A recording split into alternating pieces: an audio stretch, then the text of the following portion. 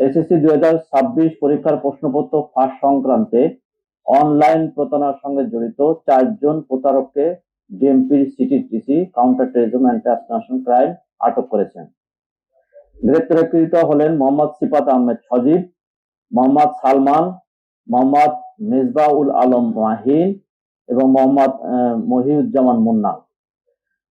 গত সোমবার 20 April CTTC online বিভাগ ইন্টেলিজেন্স অ্যানালাইসিস বিভাগ কর্তৃক সোশ্যাল মিডিয়া মনিটরিং সময় এসএসসি 2026 প্রশ্নপত্র ফাঁস গ্রুপ নামক একটি ফেসবুক পেজ থেকে গুরুত্বপূর্ণ তথ্য সংগ্রহ করা হয়। প্রাপ্ত তথ্য ও প্রযুক্তিগত বিশ্লেষণের ভিত্তিতে সিটিটিসির একটি চৌকস দল একই দিন রাত 8:20 সময় ঢাকা জেলার আশুলিয়া থানার জিরাবত তাজপুর এলাকায় অভিযান পরিচালনা করে সিফাত আহমেদ সজীব নামে এক ব্যক্তিকে গ্রেফতার করা হয়। Which is the world-class cable brand? Walton Cables, নিরাপদ আগামী সংযোগ।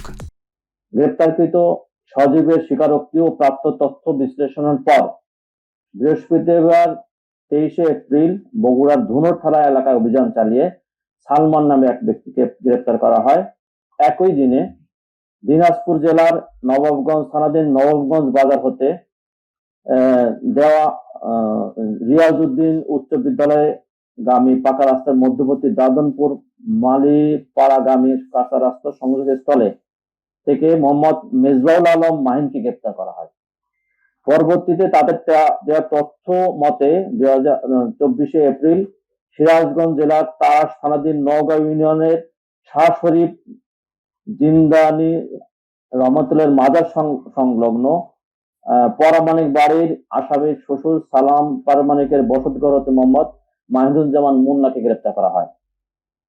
এই 4 জনের বিরুদ্ধে তাদের বিরুদ্ধে নিয়মিত মামলা রুজু করা হয়েছে এবং তাদের রিমান্ডে এনে তাদের এই ঘটনা সংক্রান্তে সম্পৃক্ততার বিষয়ে জিজ্ঞাসাবাদ করা হচ্ছে।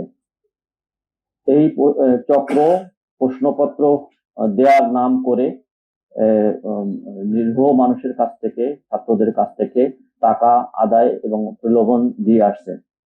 আমরা এই বিষয়ে তদন্ত অব্যাহত রয়েছে। আমরা তদন্তের পরে বাকি বিষয়ে বলতে পারবো। সকলকে ধন্যবাদ। আমরা যা পেয়েছি সেইখানে আসলে বর্তমান যে প্রশ্নপত্র পরীক্ষা হচ্ছে তার সঙ্গে কোনো মিল নেই।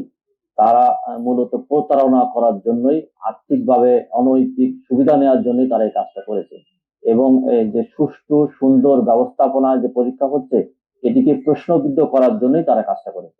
আমরা যাদেরকে গ্রেপ্তার করেছি তাদেরকে জিজ্ঞাসাবাদ করছি এবং তাদের যে মোবাইল এটা আমরা ফরেনসিক করছি, করে তথ্যে যাচাই করলে বোঝা যাবে যে তারা এর আগেও জড়িত ছিলেন কিনা। এখনো আসলে আমরা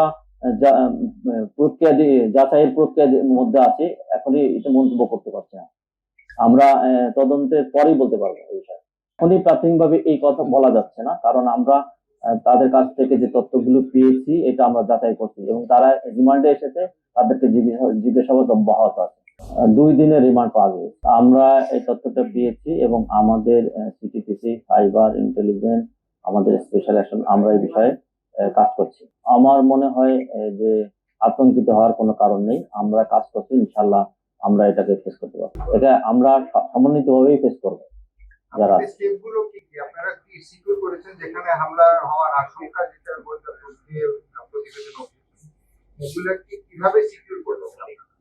এটা তো আমাদের সিকিউরিটি প্ল্যানিং, এটা আমার মনে হয় আপনাদের কাছে বলার বিষয় নয়। এটা আমাদের সিকিউরিটি প্ল্যানিং। আমরা সিকিউরিটি প্ল্যানিং অনুযায়ী অ্যাকর্ডিংলি যে স্থানগুলো এসেছে, তথ্য এসেছে, আমরা এই বিষয়ে কাজ করবো। রাজধানী কেন্দ্রিক না সারা দেশব্যাপী আমরা ঢাকা মেট্রোপলিটনে কাজ করছি। ঢাকা মেট্রোপলিটন নিয়েই আমরা ব্যবস্থা নেব।